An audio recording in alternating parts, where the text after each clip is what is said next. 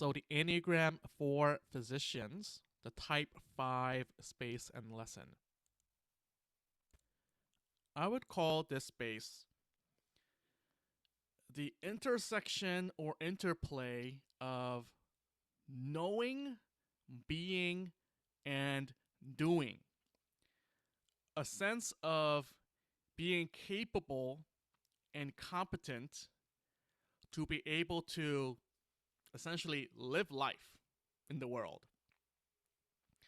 A sense of I know just enough, I have the experience just enough to be able to live right now.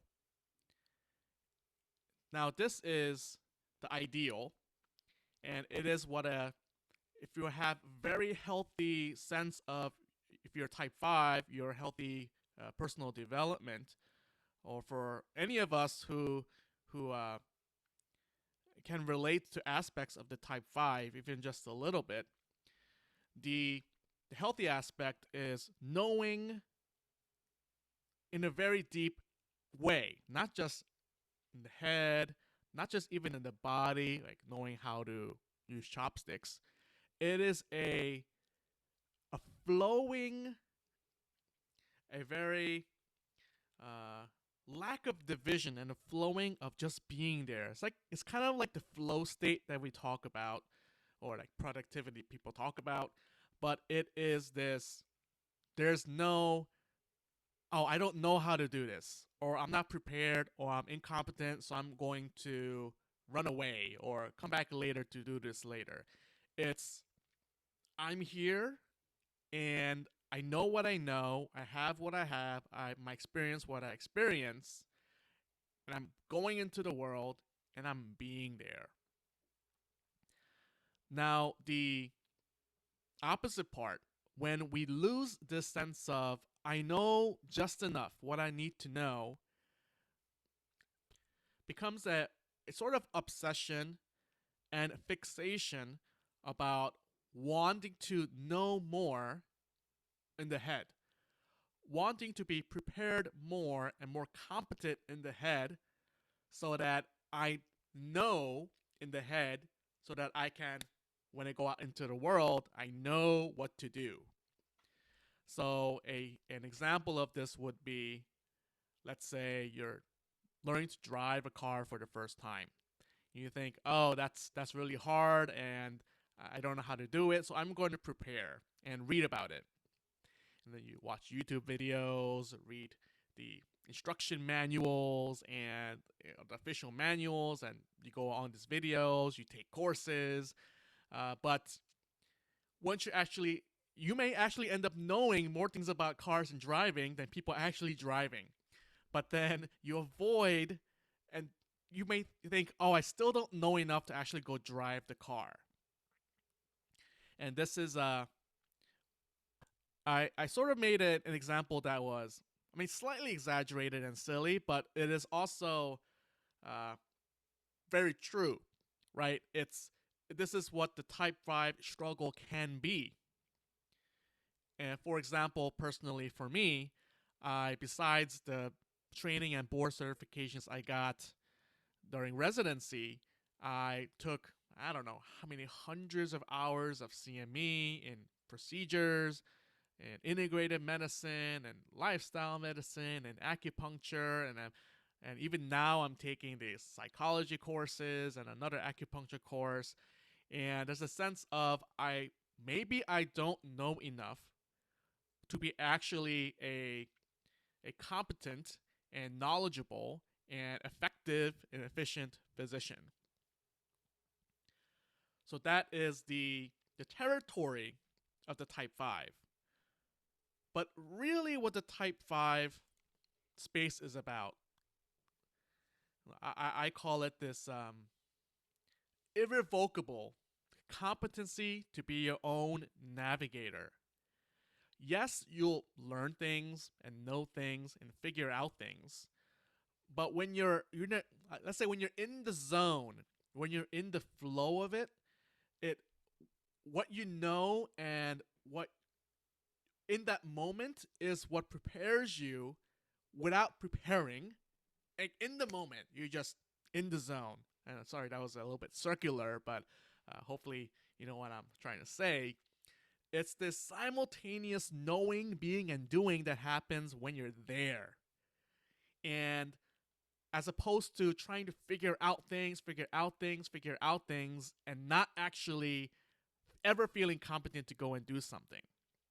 And I'm going to talk about this in the separate imposter syndrome video, but besides the type 1, I think the type 5 is a classic example of what we think of imposter syndrome. That who am I to go and say things? I don't know anything. Oh, how can I actually help people? How can I help patients? Or how can I do this? How can I start a business? How can I help other people? How can I do whatever? I don't know. And it's this I don't know enough trap in the type 5 space. And I'll talk about that more in the imposter syndrome video. So the type 5 is this, can be very masterful in figuring out things. They can be quite cerebral and intensive and very like tinkering, right? Because of this space focus on knowing, they tend to or can tend to become experts in, let's say, a very specific field of knowledge, or figuring out how things go together and tinkering with it so that they can receive, I didn't say receive, they're approaching and getting a more of a knowing of this unique space that is theirs, that they can tinker with and be creative with, and also be inventive with, and contribute in a very excited, wow, how did you think of that? And uh, how would you even have perceived of that and make those connections and really got to know the thing you're talking about? And along the same vein, there's a propensity of the type 5 basically to go into their head. And they're very heady, thinky people. It's when you're so into your head that you don't even remember that you have a body. And there's this tension. You almost feel this tension in your brain and your thoughts because you went in there so deeply and intensely, and actually causes an imbalance. And you're so weighed heavily towards the head that there's this sense of, where's the rest of you? So far, what I've been saying about the type 5 may ring a few bells, some bells, or a lot of bells. And I would say if you're a type 5 or have been in this space, that what I'm saying would more ring out to you than let's say another type. Another thing I would say about the type 5 is type 5s are very resourceful.